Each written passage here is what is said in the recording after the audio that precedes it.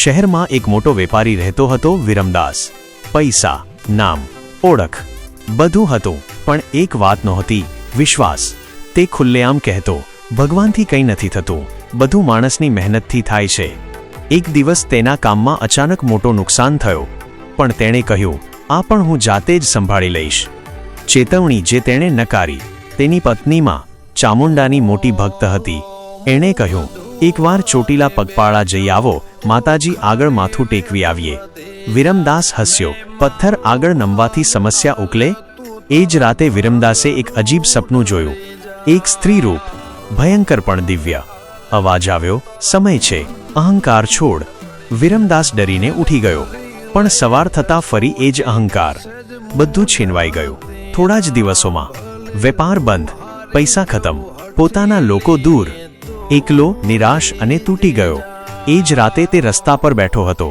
આકાશ તરફ જોઈને રડી પડ્યો, જો તું ક્યાંક હોય તો મને તોડી નાખ નહીં.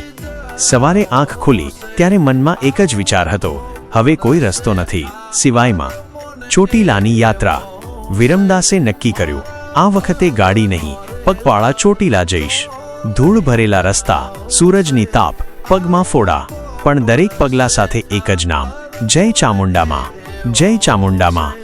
રસ્તામાં કેટલાય લોકોએ પૂછ્યું, કોણ છો તમે? એ શાંત અવાજે બોલ્યો, અહંકાર છોડવા જઈ રહ્યો છું. સાચું દર્શન.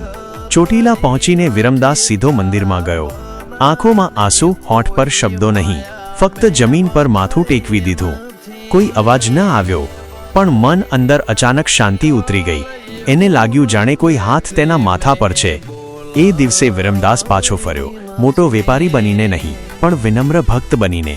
સમય લાગ્યો, પણ જીવન ફરી ઊભું થયું, પણ આ વખતે પૈસા માટે નહીં, પરંતુ વિશ્વાસ સાથે.